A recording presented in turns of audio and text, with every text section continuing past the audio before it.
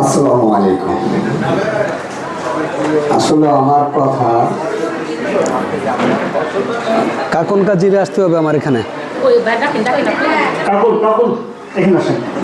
আচ্ছা আমরা কথা বলি, তুমি আসো, যারা কাজ করতেছি তারা ছাড়া ওই দুজন ছাড়া একটু কথা না বলি সবাই। এর একটু আসতে বলেন, প্লিজ আরে আসতে বলেন। আরে আসো রিয়া। আসেন, সবাই আসেন। আসসালামু আলাইকুম। আমার কথা বলে শেষ হবে না, কিন্তু আমি সংক্ষেপে কিছু কথা বলবো। এই মিডিয়ার জগৎ আপনাকে কি করে ধন্যবাদ দেবো আমি ভাষা খুঁজে পাওয়ার মতো আমার কাছে নাই।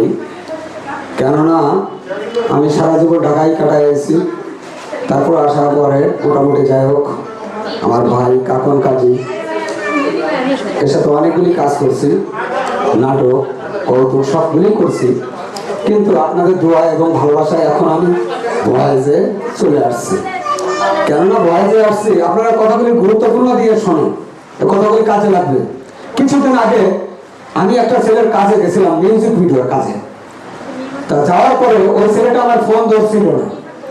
ফোন না ধরলে তখন আমি নিজে আমার ক্যামেরাম্যানে বললাম, ভাই আমি এখান থেকে খালি হাতে যাবো না। কেননা আমি আইসি তখন আমি ভয়েস শুরু করলাম। শুরু যখন করলাম অনেকে অনেক কথা বলছে, অনেকে অনেক কথা বলে, এখনো বলে। তো এটা পিছনের দিকে কান দিবেন না। তারপরেও ইনশাআল্লাহ আমি উপর আসছি আপনাদের ভালোবাসা এবং দোয়া। আপনাদের একটা কথা বলি যে ধৈর্য ধরতে হবে। এই জগতে আসতে হলে অনেক ধৈর্য ধরতে হবে।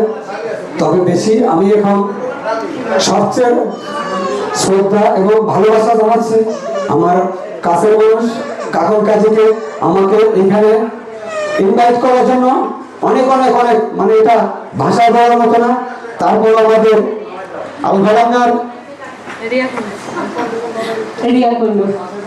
আমার পাশে আমাদের আলফাডাঙ্গার গর্ব আমি মনে করি, কেননা রিয়া কুন্ডু। আর ভাই আপনি কিছু বলেন, তারপর আমি বলতেছি।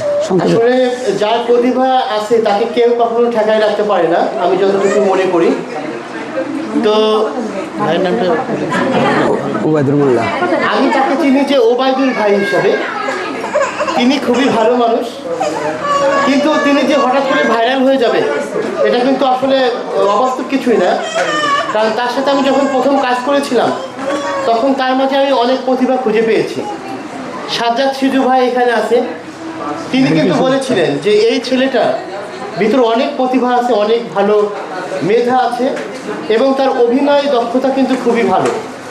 যে কারণে তিনি কিন্তু এখন আমাদের এই আলফাডাঙ্গা, বলমারিনা, ফরিদপুর, গোপালগঞ্জ থেকে শুরু করে সারা বাংলাদেশের লোক তাকে এখন এক নামে চেনে, টাকলা কাকু হিসেবে। তো আমরা চাই যে শুধু টাকলা কাকু না, আমাদের আজকে এই মিলন মেলায় অনেক কন্টেন্ট ক্রিয়েটার আসছে, তারা প্রত্যেকেই ভাইরাল হোক, তারা নিজ নিজ নামে তারা সারা বাংলাদেশের মাঝে পরিচিতি লাভ করুক। ধন্যবাদ আমার ছোট্ট বড় ভাইকে। কারণ আপনাদের একটা কথা বলতে না বললে হয় না, কিন্তু সবাই ধৈর্য, অনেক ধৈর্য হতে হবে। আমি যে ধৈর্য, কষ্ট, পরিশ্রম আপনাদের বলছিলাম যে আমি পচা পানি খেয়েছি, রায়ের বাজার থেকে বিচিতে যাইতে হলে পচা পানি খেয়েছি। মানে আমি আসলে কথা সংক্ষেপে বলবো, কারণ অনেক কথা আছে কিন্তু বলে সহ্য করতে পারবো না, আমার কান্না এসে যাবে। আমি কিছুদিন আগে আমার সাথে অনেক লোক ছিল, আমি এখন একা।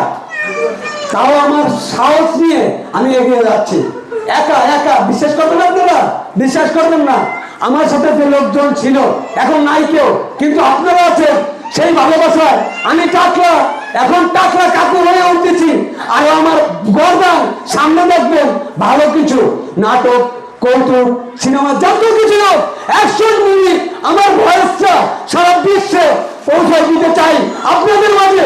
কিন্তু আপনাদের আমি পাশে চাচ্ছি, টাকলা কাকুর হয়ে থাকতে চাই। আয়ান টাকলা কাকু। আসলে আমার কথা বললে কান্না এসে যাবে, আমি সহ্য করতে পারবো না। আমার জীবনে অনেক ইতিহাস আছে তো, কথা বলবো কান্না এসে যাবে।